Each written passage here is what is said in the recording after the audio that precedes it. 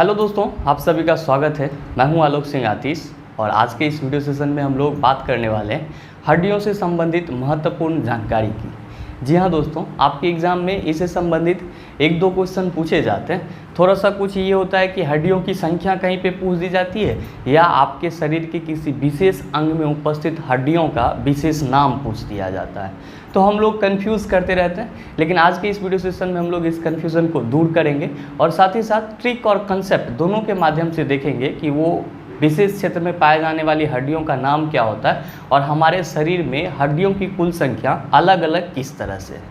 दोस्तों, जब हम लोग हड्डियों से संबंधित महत्वपूर्ण जानकारी की शुरुआत करेंगे उससे पहले हमको ये जानना ज़रूरी होगा कि सर ये हड्डी क्या होता है, क्योंकि हम में से बहुत सारे सिर्फ इसको देखते हैं लेकिन बायोलॉजिकली इसको डिफाइन नहीं करते हैं। दोस्तों, जब आप हड्डी के बारे में कहेंगे तो क्या कहेंगे कि हड्डी जो है आपका ये एक सजीव ऊतक है, लिविंग टिश्यू है जिसमें ग्रो होता है।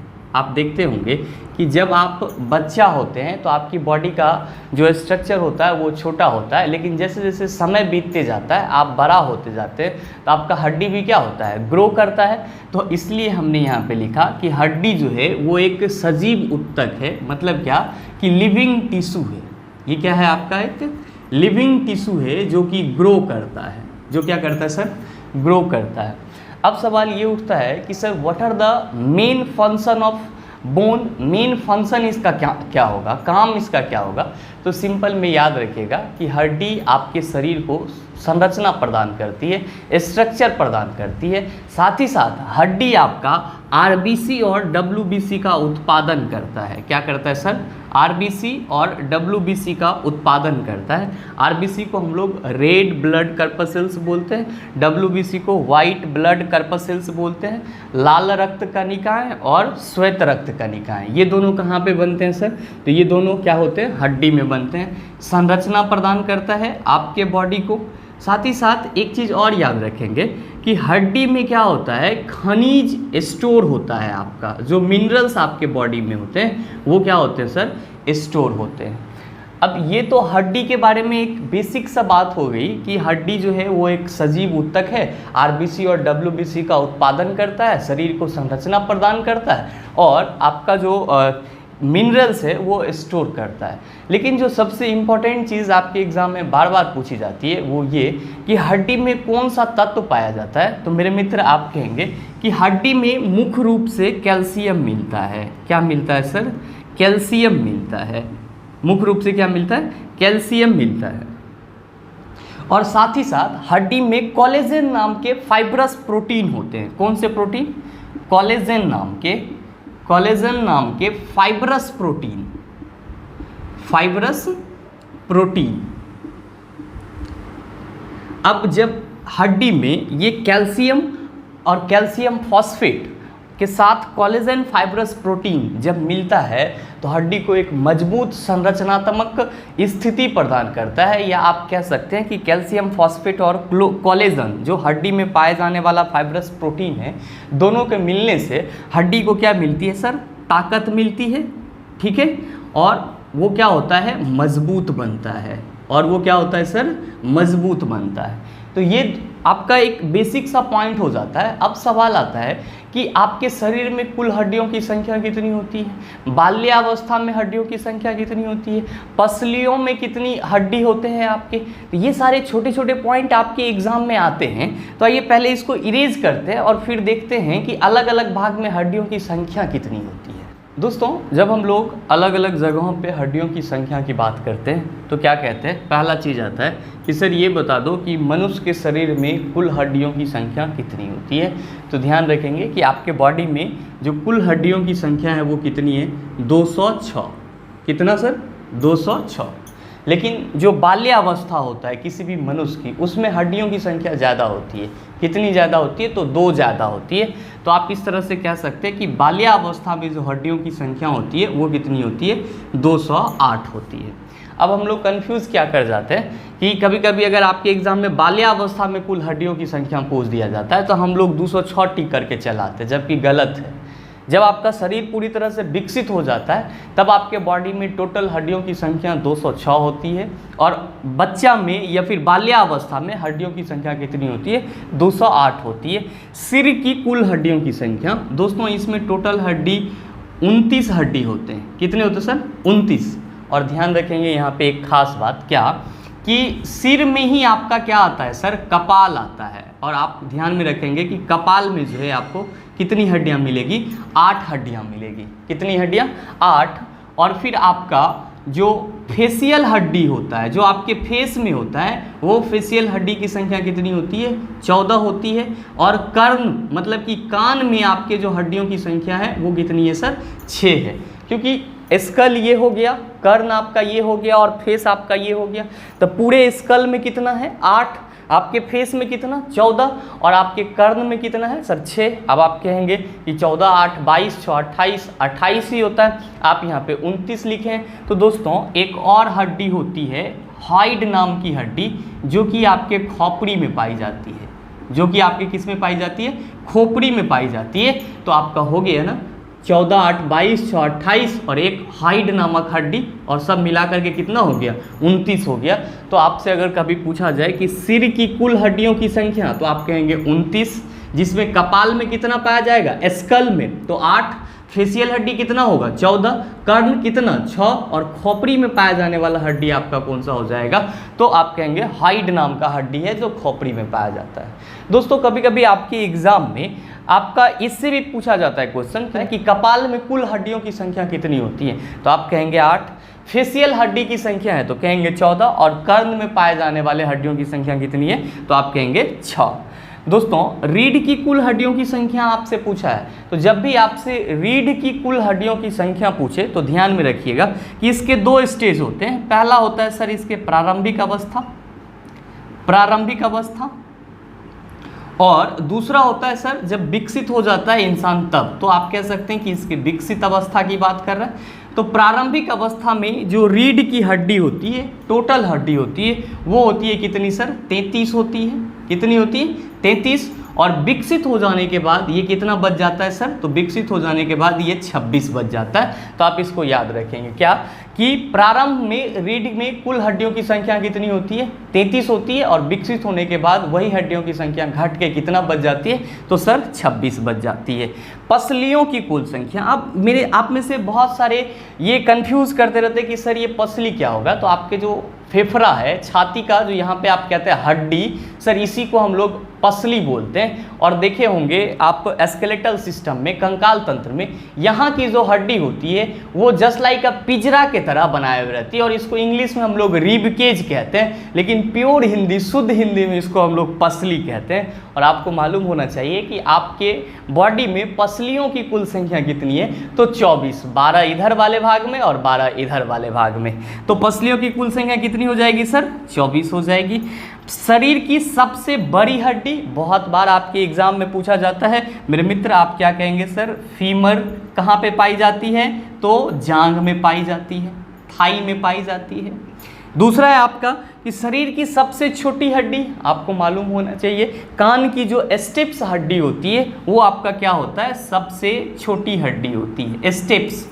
अब ये बहुत कहीं कहीं अब ये बहुत जगह पे स्टेपीज लोग बोल देते हैं, लेकिन स्टेपीज नहीं होता, स्टेप्स होता है। तो आप ध्यान में रखेंगे कि शरीर की सबसे बड़ी हड्डी फीमर जो जांघ में पाई जाती है, और शरीर की सबसे छोटी हड्डी कौन सा है? स्टेपीज, जो आपका कहाँ पे पाया जाता है? तो कान में पाया जाता है। कहाँ पे पाया जाता है? कान में। दोस्तों अगर आप इसको अच्छे से समझ गए होंगे तो इससे संबंधित अगर आपसे कोई क्वेश्चन पूछा जाएगा तो वो आसानी से सॉल्व हो जाएगा। अब बात आती है कि सर हमारे कुछ विशेष जगहों के हड्डी का नाम पूछा जाता है, जैसे कि अभी आपको याद था ये फीमर जांघ में पाया जाता है, तो आपसे कभी कभी ये भी क्वेश्चन पूछा जाता है कि जांघ में पाए जाने वाले हड्डियों का नाम क्या है? तो आप कह देते हो फीमर।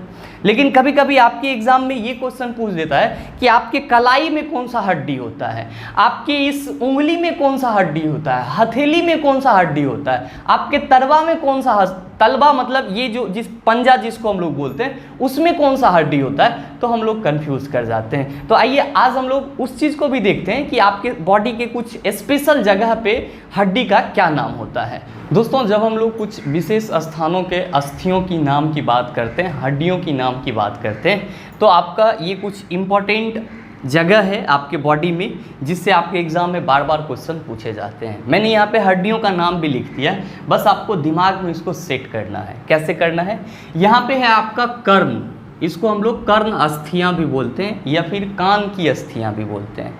याद रखेंगे कि इसमें 3 टाइप के हड्डी पाए जाते हैं। पहला को हम लोग मेलियस बोलते हैं, दूसरा को हम लोग इनक्स बोलते हैं और तीसरा को हम लोग स्टिप्स बोलते हैं।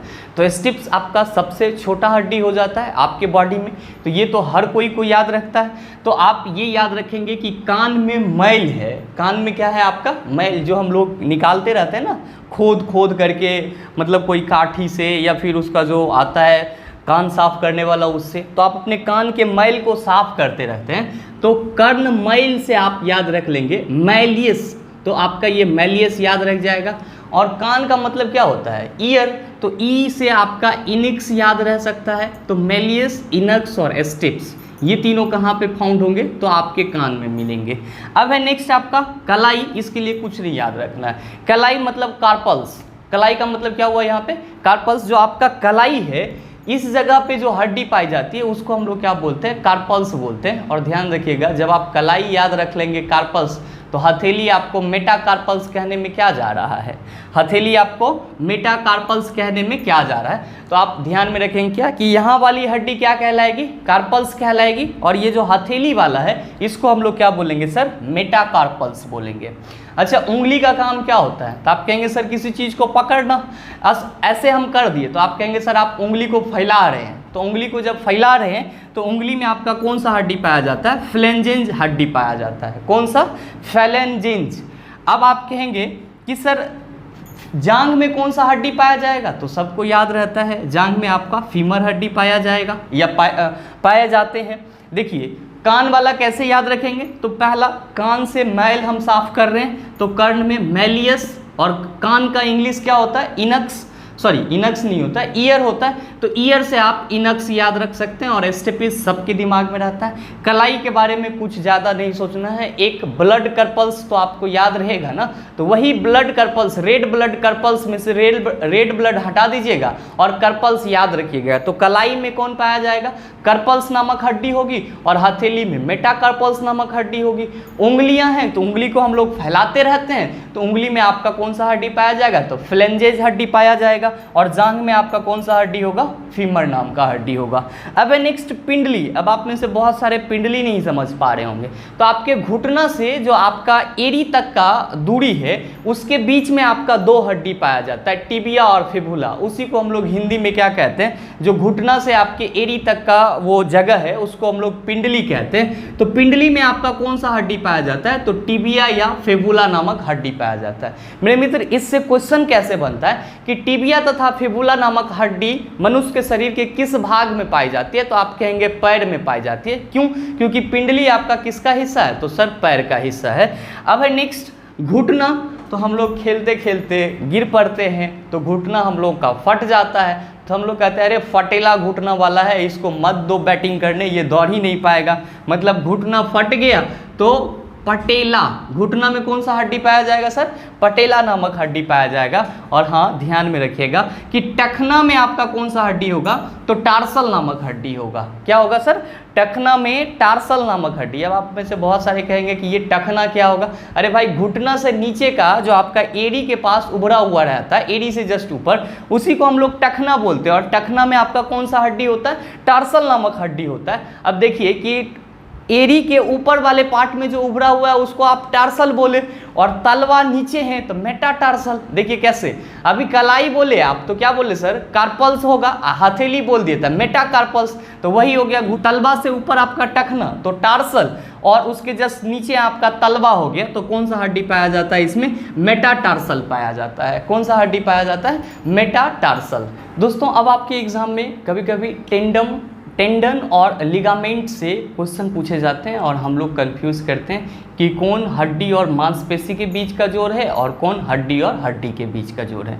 दोस्तों ध्यान रखेंगे कि जब हम लोग किसकी बात करते हैं सर, टेंडन की बात करते हैं। किसकी? टेंडन की। इसको हम लोग इंग्लिश में भी लिखते हैं। और फिर लिगामेंट की जब हम लोग बात करते हैं, लिगामेंट की, इसको हम लोग इंग्लिश में LIGAMENT लिखते हैं, लिगामेंट। अब ये दोनों किसके किसके बीच का जोड़ है? तो ध्यान में रखेंगे कि जब भी आपसे टेंडन बोला जाएगा तो दोस्तों ये आपके अस्थि और मांसपेशी के बीच का जोड़ है। अस्थि और मांसपेशी मतलब कि मसल्स के बीच का जोड़ है। तो हड्डी को मांस से जोड़ने वाले जोड़ को हम लोग क्या कहेंगे? टेंडन कहते हैं। क्या कहते हैं सर? टेंडन कहते हैं। और हड्डी से हड्डी को जोड़ने वाले जोड़ को हम लोग लिगामेंट कहते हैं। तो यहाँ पे आप लिख सकते हैं कि हड्डी तथा हड्डी के बीच का जोड़, हड्डी तथा हड्डी के बीच का जोड़ क्या कहलाएगा? लिगामेंट कहलाएगा। क्या कहलाएगा सर? लिगामेंट कहलाएगा। तो ये दो चीज़ भी आपके एग्जाम में पूछे जाते हैं कि अस्थि और मसल्स के बीच में, मतलब क्या कि अस्थि और मांसपेशी के बीच के जोड़ को निम्नलिखित में से क्या कहते हैं? तो आप कहेंगे टेंडन कहते हैं। अस्थि और अस्थि के बीच के जोड़ को हम लोग क्या कहते हैं? तो सर लिगामेंट कहते हैं। दोस्तों अगर आपको हड्डी के बारे में इतना सारा चीज़ मालूम रहता है तो आप इससे संबंधित क्वेश्चन को आसानी से सॉल्व कर सकते हैं कहीं भी किसी भी जगह पे। उम्मीद करते हैं यहाँ तक की सारी चीज़ें आप अच्छे से समझ गए होंगे। अगर वीडियो अच्छा लगा होगा तो लाइक कीजिएगा, शेयर कीजिएगा और हाँ, अगर चैनल पे नए हैं तो चैनल को सब्सक्राइब करके बेल आइकन दबा लीजिएगा ताकि इस तरह के एग्जाम रेलेवेंट वीडियो सबसे पहले आपके पास पहुँचे।